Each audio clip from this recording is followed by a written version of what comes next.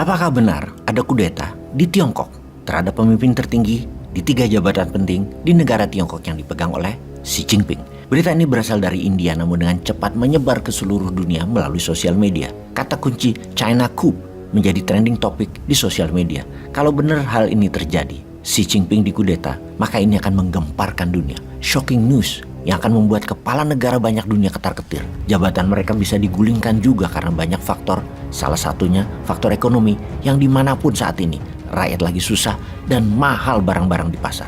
Kudeta Xi Jinping jangan-jangan menjadi menginspirasi oposisi di banyak belahan dunia, terutama ketika pemimpin berkuasa menggunakan strategi otoritarian. Apapun itu sebaiknya kita detailkan apa yang terjadi di Tiongkok. Pertama, who is Xi Jinping?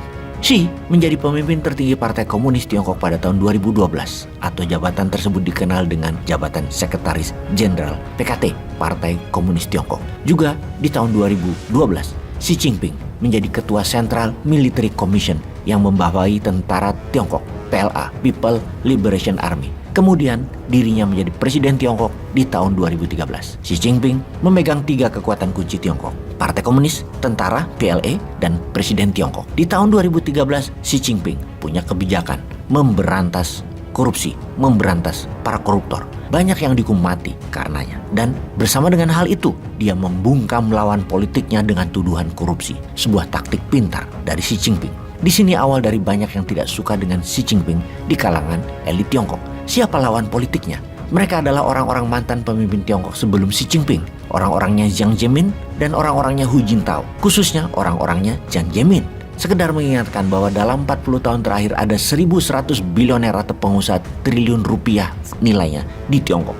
Banyak yang jadi karena kebijakan Jiang Zemin yang mengatakan biarkan swasta menjadi kaya dan makmur. Mereka juga patriot. Dan kemudian dengan kemudahan serta kebijakan Jiang Zemin tersebut membuat banyak pengusaha Tiongkok menjadi bilioner tingkat dunia. Salah satunya Jack Ma. Pengamat bahkan menyimpulkan langkah Jiang Zemin lah yang membuat swasta Tiongkok menjadi pemain dunia, di mana Xi Jinping selama menjadi pemimpin dalam negerinya tidak terlalu dibangun, malahan membatasi. Xi memang berambisi menjadi raja dunia. Ini akan kita jelaskan panjang sesungguhnya dan pasti Bosman akan urai demi para sahabat mengerti cara bernegara. Bagaimana nanti kita bisa tiru apa yang seharusnya dilakukan di dalam negeri Indonesia. Bagaimana misalnya dulu di Tiongkok Deng Xiaoping dan Jiang Zemin dan menaklukkan dunia ala Xi Jinping. Kita harus pelajari supaya kita paham. Sebagian langkah Tiongkok ini pantas Indonesia tiru. Juga di sisi Amerika untuk menjadikan Indonesia itu polisi dunia. Apa yang akan dimainkan strategi kelas dunianya. Ini akan new mind modifikasi untuk Indonesia Raya, Jaya, Ijo Royo Royo. Kita kembali ke apa yang terjadi di 22 September 2022 yang membuat rumor Xi Jinping dikudeta. Xi Jinping selama 1000 hari sejak sebelum Covid belum pernah keluar negeri, di mana yang terakhir adalah ke Italia dan ke Prancis Maret 2019, dan sejak saat itu belum pernah keluar negeri atau belum pernah keluar Tiongkok, disil di dalam negeri. Hebat ya, seakan-akan tahu virus Wuhan memang akan mendunia sesaat lagi. Lalu kemarin pada tanggal 14 hingga 16 September 2022, Xi Jinping melakukan perjalanan politik luar negerinya ke negara sentral Asia, Kazakhstan, untuk menghadiri SCO Summit. Kita jelaskan apa itu SCO Summit.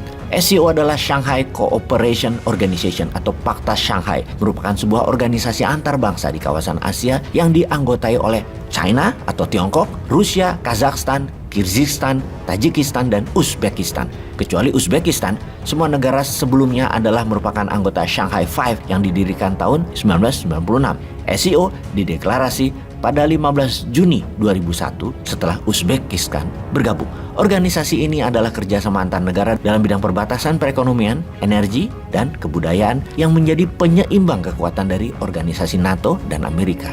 Di tempat ini juga SCO Summit, Putin bicara panjang dengan Xi Jinping, di mana Xi Jinping di dalam negerinya baru saja mengeksekusi mati 3 pejabat senior anti Xi Jinping di PLA atau petinggi People Liberation Army. Ketika Xi Jinping tidak ada di tanah airnya, sedang ada di SCO Summit, terjadi meeting rahasia yang berencana menggulingkan Xi Jinping. Terjadi di Politbiro PKT Partai Komunis Tiongkok. 16 September sebelum acara summit selesai, Xi Jinping bergegas balik ke Tiongkok. Setibanya di airport, Xi Jinping disambut sejumlah pasukan militer dan sejak saat itu kejadiannya tidak jelas apa yang terjadi di Tiongkok. Dalam beberapa hari setelahnya, 65% keberangkatan pesawat di-cancel dan ini menjadi tanda tanya besar. Hingga saat ini belum ada jawabannya. Apa yang terjadi? Mengapa pesawat banyak yang di-cancel perjalanannya? Apakah Xi Jinping jadi tahanan rumah yang dilakukan oleh lawan politiknya? Atau dia diselamatkan oleh pendukungnya? Ada gerakan menarik di tanggal 22 September yaitu konvoi militer ke Beijing dengan panjang puluhan kilometer. Ada apa lagi ini? Ada hal yang perlu diperhatikan. Sehari sebelumnya pada tanggal 21 September dalam pertemuan penting di Central Military Commission kemarin, sosok Xi Jinping tidak ada. Hanya sosok Zhu Qiliang dan Zhang Youjia, petinggi Politbiro PKT dan Vice Chairman serta Military Commission saja yang muncul dan memberikan pidatonya. Ini menjadi banyak tanda tanya bagi pengamat. Mengapa Xi tidak ada? Di mana sejak pertama kali dirinya menjabat di tahun 2013 hingga saat ini, dirinya selalu ada dalam rapat tersebut yang merupakan bagian dari Kongres Partai Komunis Tiongkok. Sebentarnya, bulan September 2022 akan ada Kongres Partai Komunis Tiongkok di mana Xi Jinping diagendakan akan menjadi Presiden Tiongkok periode ketiga. Setelah Kongres tersebut, di mana Xi Jinping di tahun 2018 membuat keputusan bahwa tidak ada batasan jabatan Presiden Tiongkok, bisa seumur hidup selama Kongres Partai Komunis seseorang diputuskan menjadi presiden. Xi Jinping mendesain dirinya untuk ketiga kalinya menjabat Presiden Tiongkok. Apakah benar ada kudeta atau tidak? Indonesia harus waspada. Jangan hanya terinspirasi untuk terus menjabat, buat rakyatnya juga harus ada. Juga buat negaranya Indonesia harus ada. Menjadi negara nomor 1 di dunia di tahun 2045.